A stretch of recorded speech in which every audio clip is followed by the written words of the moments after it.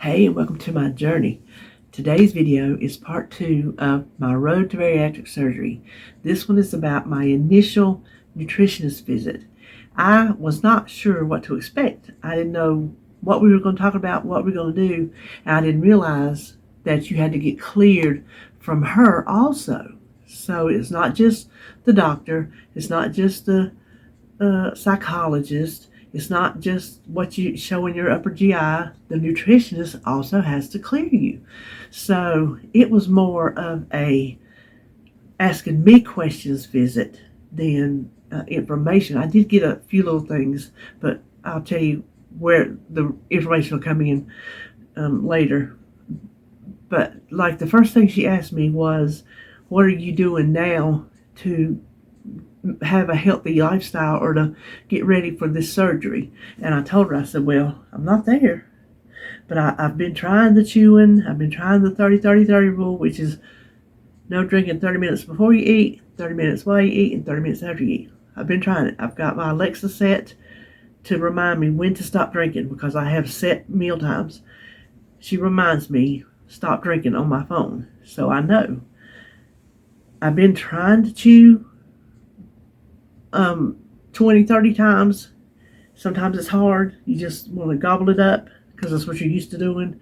And I've been trying to sip, which I've not been succeeding on that because I still have a straw in my drink. And when you have a straw, you really drink too much. So I'm not doing very good on the sipping.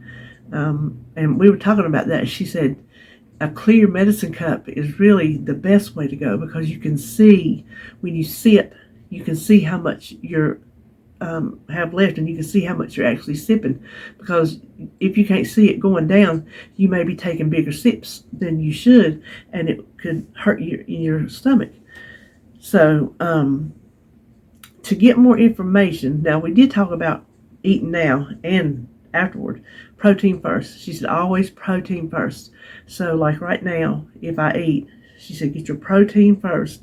And then, like, if you have these complex carbs, because what she was telling me, she goes, what did you have for breakfast? So I told her I had 2 eggs and grits. And she said, well, what kind of grits? You know, how much grits?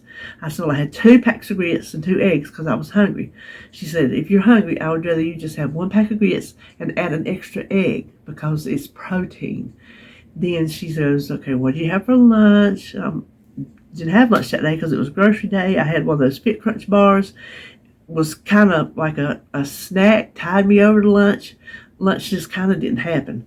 She goes, she would prefer you not to have those as a meal, but as a snack, it's fine. And then, so what are you going to have for supper? Well, I told her pork chops, crowder peas, and pole beans. And she was like, what's pole beans? So I had to explain that to her. She goes, oh, okay. She goes, get your 4 ounces of pork chop.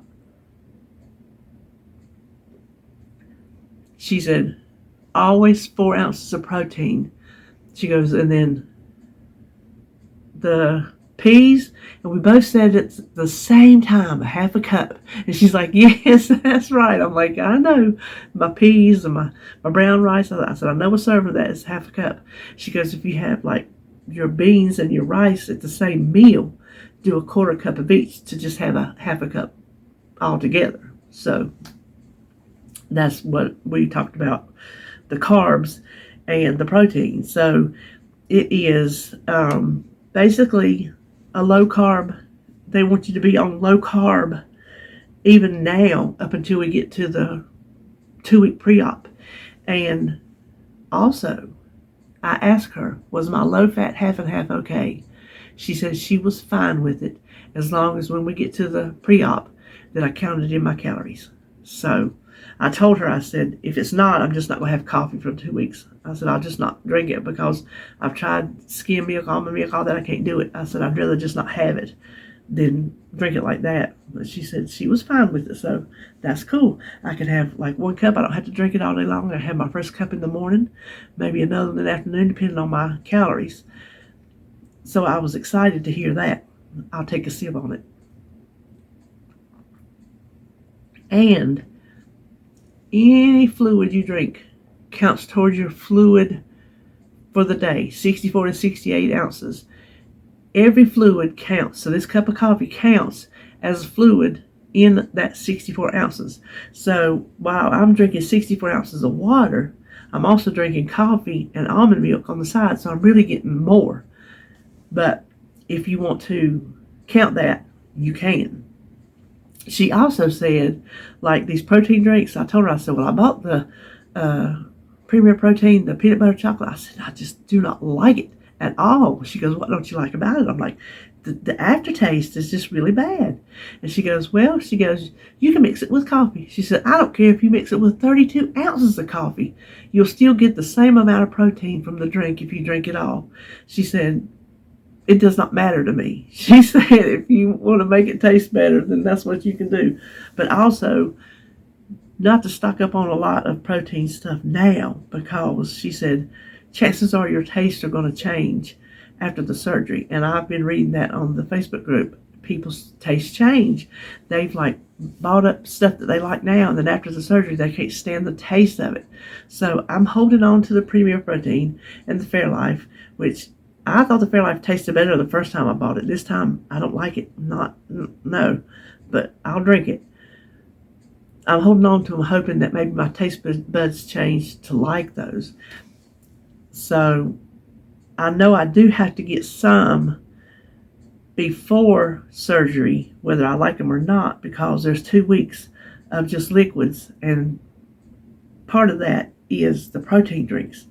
To get in all your protein, you have to drink the protein drinks. So that's what we talked about as far as like details. But there will be a pre-op class, meeting, appointment, whatever you want to call it, to go over all the stuff that you're supposed to do on your pre-op diet. So you get all the details about that. So you're not just, okay, I met with the nutritionist, now you're on your own. So no, there'll be that. And then she said there will also be a 2-week post-op.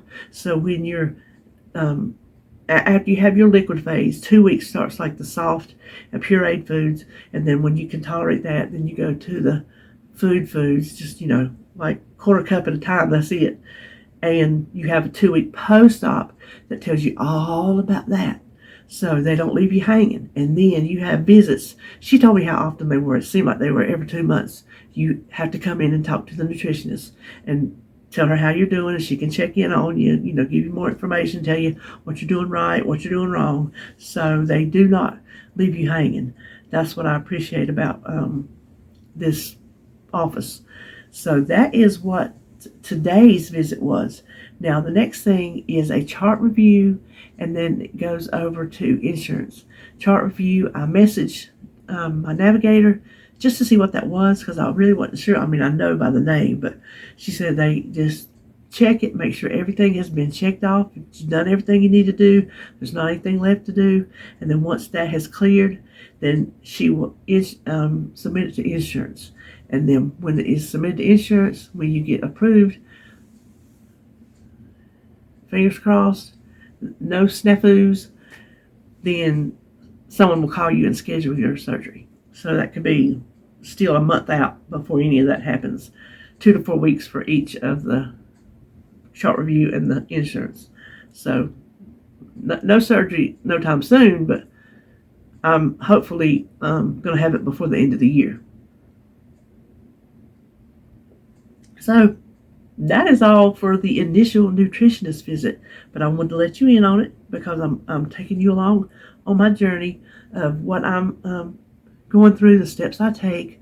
So that's it for this video, and I will see you whatever comes up next.